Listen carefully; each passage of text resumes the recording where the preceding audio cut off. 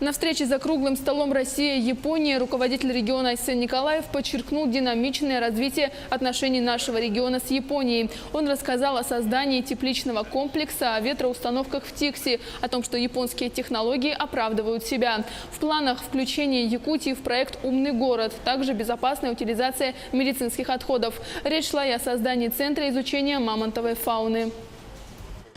Сегодня у нас направление работы с японскими инвесторами в ближайшие 3-4 года планируется в рамках приоритетных направлений сотрудничества.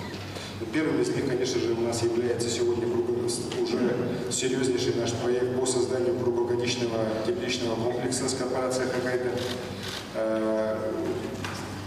В самых экстремальных условиях на планете, при температурах зимой до минус 55, у нас уже 2,5 года успешно проработала экспериментальная теплица, которую мы построили, и она доказала эффективность японских технологий в климатических условиях Якутска. Сейчас заканчивается второй этап реализации проекта, он будет закончен в ближайшие месяцы, и следующий, третий этап у нас планируется закончить до конца 2019 года.